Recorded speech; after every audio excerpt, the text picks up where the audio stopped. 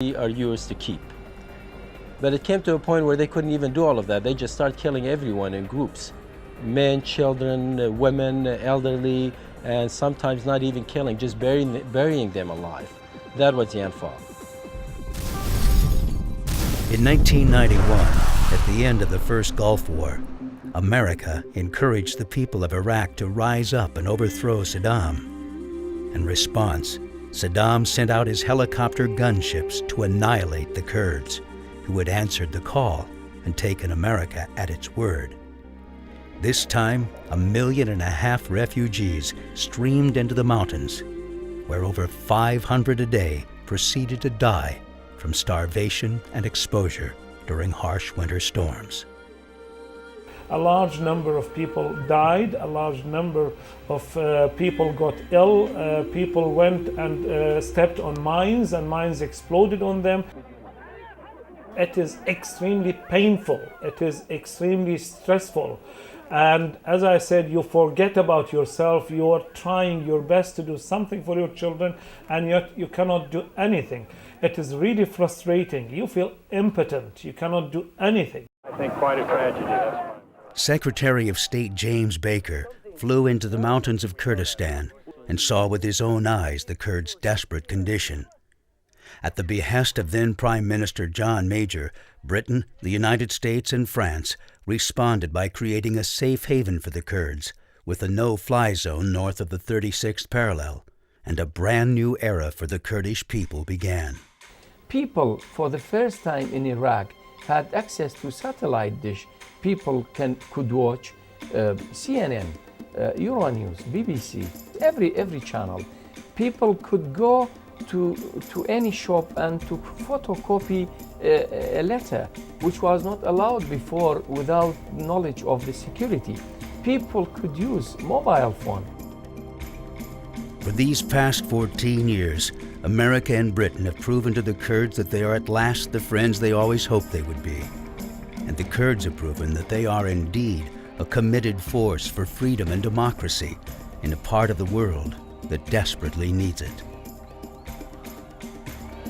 When Iraqi Kurds finally gained regional autonomy and the ability to choose their own form of government, they chose democracy.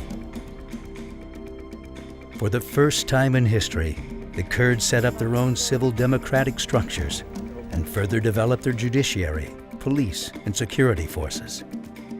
Over the next 13 years of freedom, they worked tirelessly to become a relative oasis of law and order, winning the reputation of being the safest region in all of Iraq.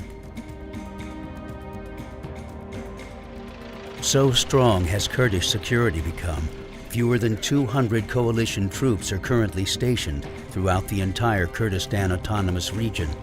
And as of the spring of 2005, not a single coalition soldier has lost his life on Kurdish soil. We hate this terrorism which is present in the middle and the south, and the Kurdistan region can be regarded as a very safe place where you are welcome. The Kurdish people in general are secular. They're less attached to religion than, let's say, the Shiites in the south or the rest of Iraq. Any image of Islamic extremism, any image of some sort of crisis or conflict between religions of the West, say Christianity and Islam, just doesn't exist here. If you look at the university campus, 45.5% of the students are females. And the same is true, most of the teachers are females. I teach classes where there are as many women as there are men, where women are no more hesitant or just as likely to raise their hands and offer an opinion as are the men.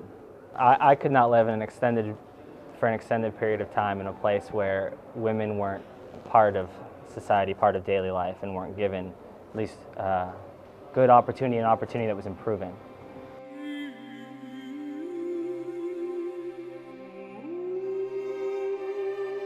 It should not be surprising that for Kurds, human rights are paramount, given that for over 30 years, their most basic right to life was so cruelly abused. Of all peoples, the Kurds have no desire to return to the horrors of the past. but neither will they ever forget them.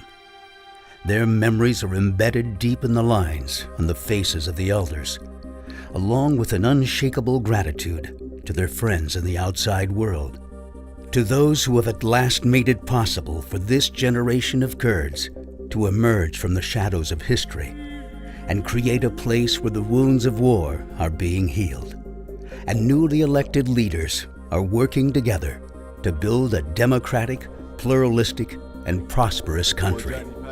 The Kurds and their friends bore witness to the fruits of Kurdistan's struggle against tyranny when in the summer of 2005, Masoud Barzani, a Peshmerga and a modern statesman, became the first president of the Kurdistan region.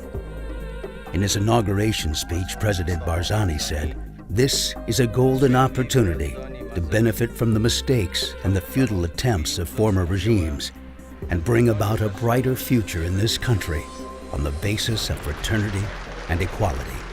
At his side was another Kurdish survivor of Saddam's tyranny, Iraq's new president, Jalal Talabani. Both presidents signify the pivotal role of the Kurds in the new Iraq. Today, the people of Kurdistan welcome the world to the other Iraq, a region where disputes are solved with dialogue, not disorder.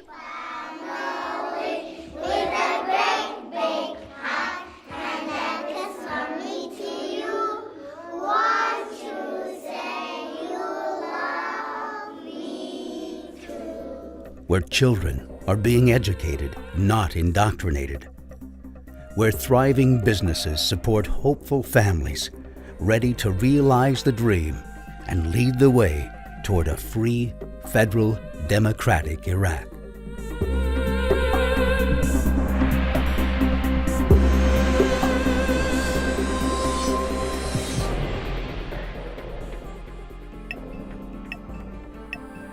The Kurds have always taken a stand when we've asked them to, and I believe it's our turn now to stand by them.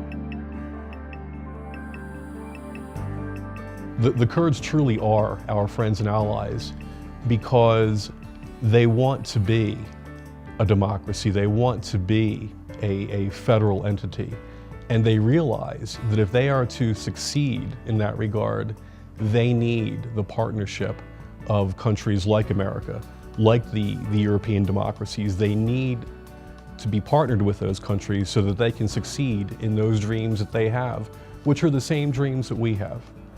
If people were to ask me how we can help the Kurdish people, I would have to say we should be giving them the same kind of help we give others. We should be doing business with them. The Kurds of Iraq understand that the success of their fledgling democracy depends largely on the success of their economy.